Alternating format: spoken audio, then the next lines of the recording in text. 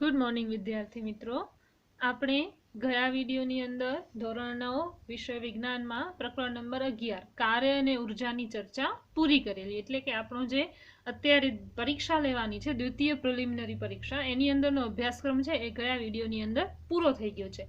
હવે તમારામાંથી ઘણા બધાને એવા ડાઉટ્સ છે કે કયા પ્રકરણમાંથી કેટલું પૂછાશે, શેમાંથી વાંચીએ, શું વાંચીએ, આઈએમપી પ્રશ્નો કયા કયા છે, વિભાગ ડી નો ગુણભાર કેવો હશે, પેપર સ્ટાઇલ કેવી હશે, પ્રથમ પરીક્ષાના અભ્યાસક્રમમાંથી કેટલું પૂછાશે, અત્યારના અભ્યાસક્રમમાંથી કેટલું પૂછાશે. તો આજના વિડીયોમાં પહેલા આપણે એ ચર્ચા કરી લઈએ કે પેપર સ્ટાઇલ શું છે, કઈ રીતે, કેટલા માર્ક્સનું કયા પાઠમાંથી પૂછાશે, તમને પરીક્ષાની તૈયારી કેવી રીતે કરવાની છે. પહેલા થોડું એવું હતું કે અમને એમ હતું કે શાળાઓ ખુલી જશે તો આપણે વર્ગખંડની અંદર આ ચર્ચા કરીશું. અત્યારની પરિસ્થિતિ એવી છે કે શાળાઓ ખુલશે કે નહીં એની ખબર નથી, તો આપણે પરીક્ષાની તૈયારી ચાલુ કરી દેવાની છે ઘરે બેસીને જ. તો તમારા જે ડાઉટ્સ છે પહેલા એ ક્લિયર કરી લઈએ, પછી જે પ્રકરણ નંબર 11 ના દાખલાઓ છે એની ચર્ચા ફટાફટ કરી લઈશું. બરાબર? તો સૌથી પહેલા એ જોઈ લઈએ કે કયા પ્રકરણમાંથી કેટલું પૂછાવાનું છે, એટલે કે કયા પ્રકરણનો ગુણભાર કેટલો છે, તો તમારે કયા જગ્યાએ શું વાંચવું એનું આપણને ખ્યાલ આવે.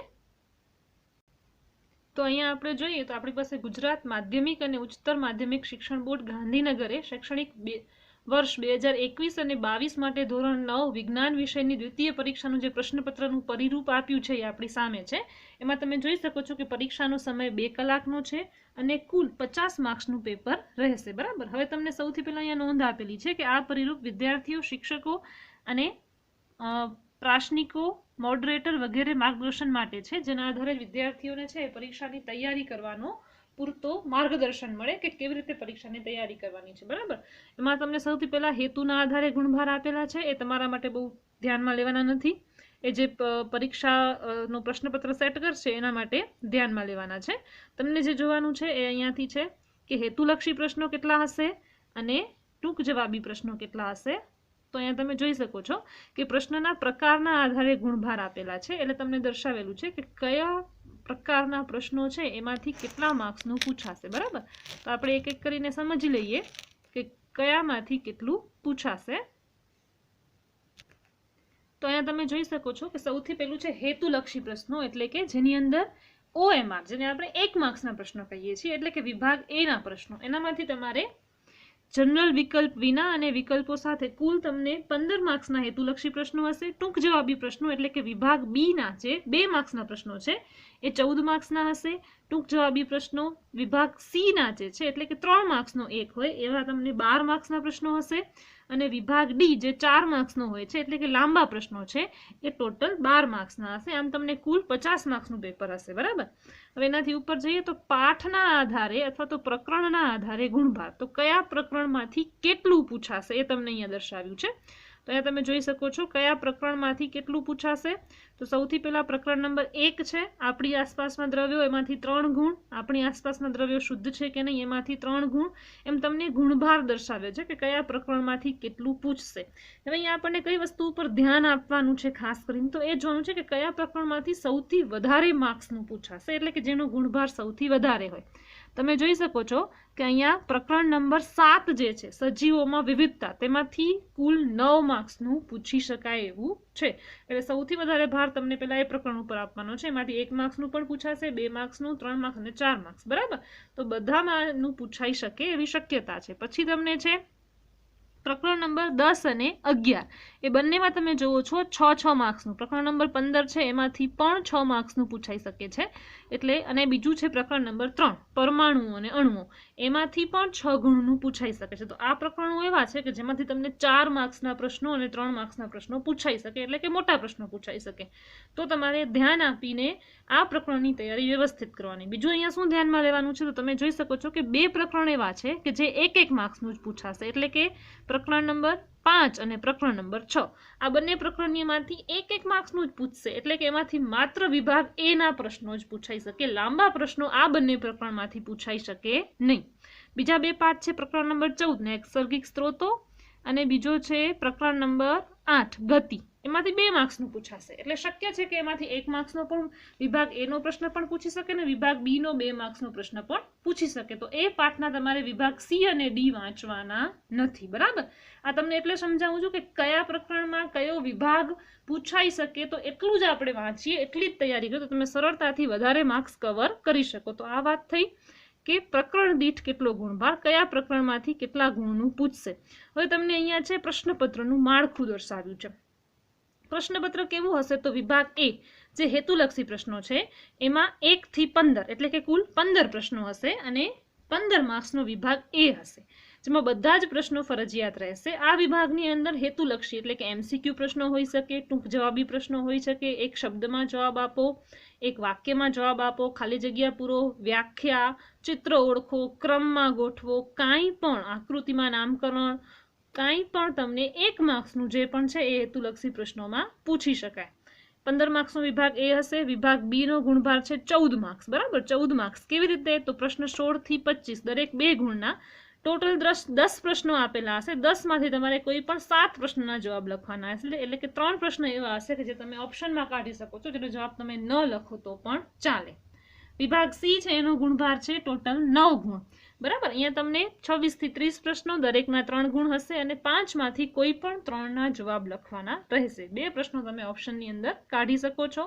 અને વિભાગ ડી માં લાંબા પ્રશ્નો હશે, જેમાં કુલ 12 ગુણનો વિભાગ છે. આ 12 ગુણમાં તમને આપેલા 4 પ્રશ્નોમાંથી કોઈ પણ 3 પ્રશ્નના જવાબ લખવાના હશે. એટલે કે 3 ચોક 12, એક પ્રશ્ન છે એના 4 ગુણ રહેશે. બરાબર, તો આ તમારી પેપર સ્ટાઇલ છે. વિભાગ એ છે તમે જોયું 15 માર્ક્સ, વિભાગ બી 14 માર્ક્સ, વિભાગ સી 9 માર્ક્સ અને વિભાગ ડી 12 માર્ક્સ. બરાબર, તો તમને અહીંયા જનરલ ઓપ્શન હશે, ઉપર લખેલું હશે આપેલા 4 માંથી કોઈ પણ 3નો જવાબ લખો. તમારે જે 3નો જવાબ લખવો હોય લખવાની છૂટ.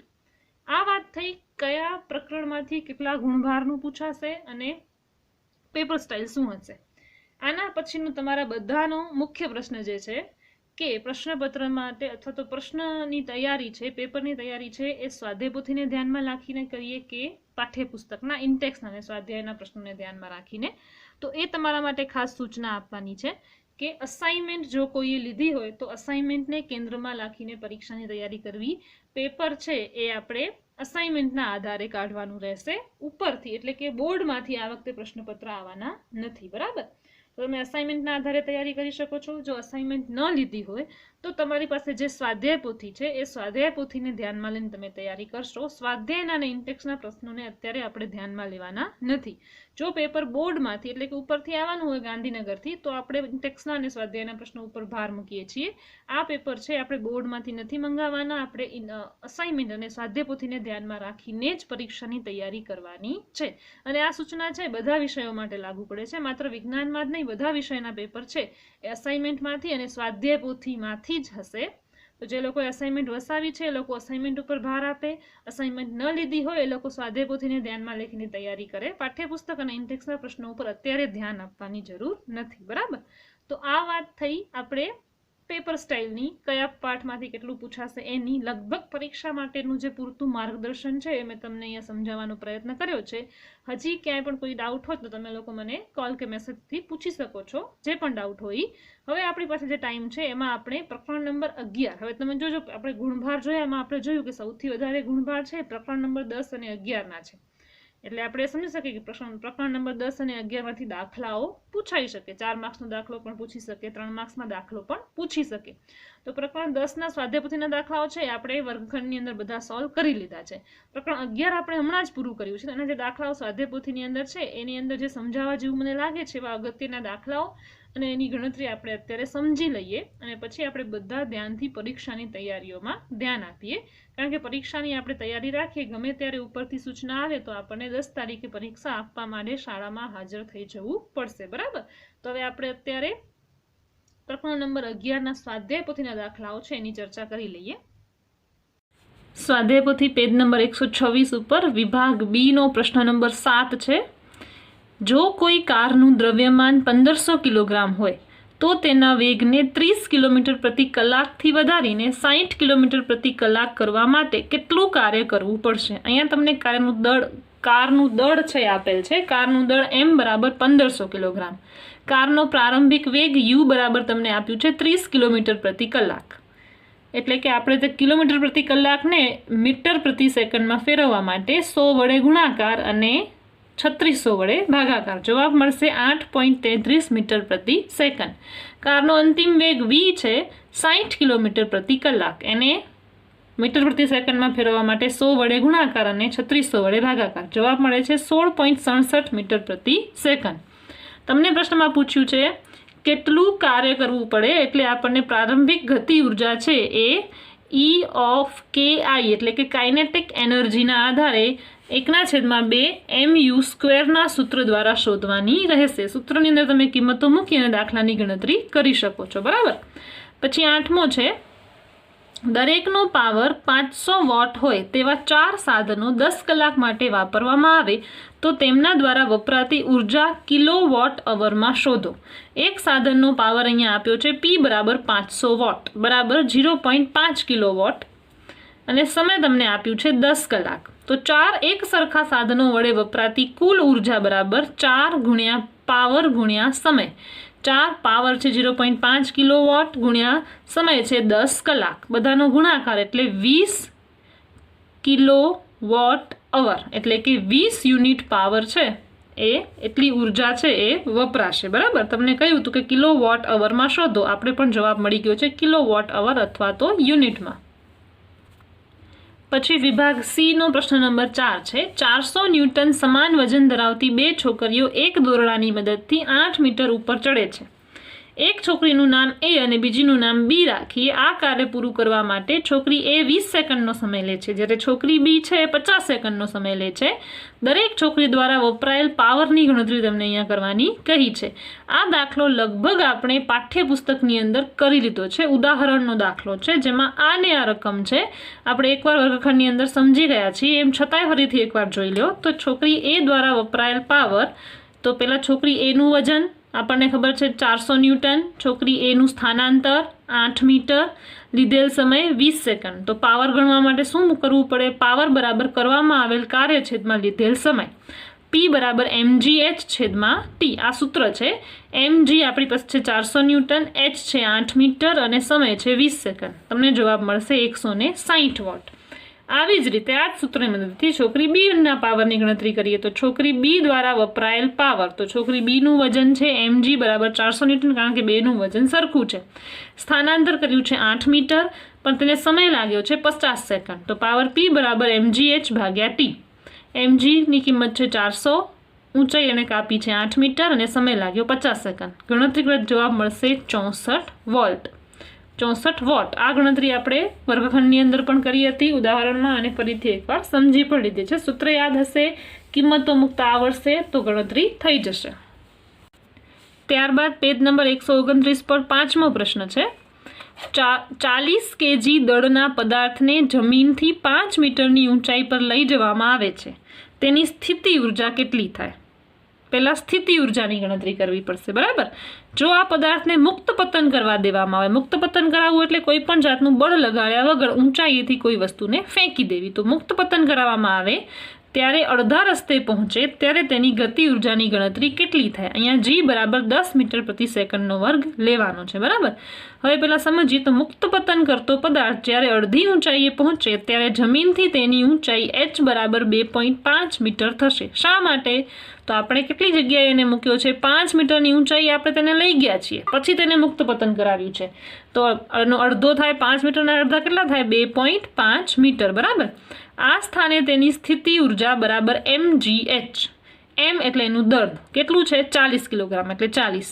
g તમને લેવાનો કીધો છે 10 એટલે 10 અને હાઇટ થશે 2.5. જવાબ આવશે 1000 જૂલ.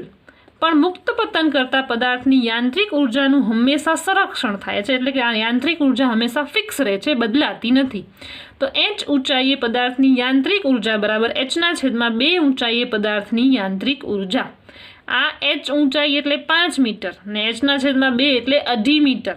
યાંત્રિક ઉર્જા બંનેની હંમેશા કેવી રહે છે? નક્કી રહે છે. તો h ઊંચાઈએ mgh વત્તા 0 બરાબર mgh વત્તા ek. અહીંયા ek એટલે કાઇનેટિક એનર્જી એટલે કે સ્થિતિ ઉર્જા. બરાબર.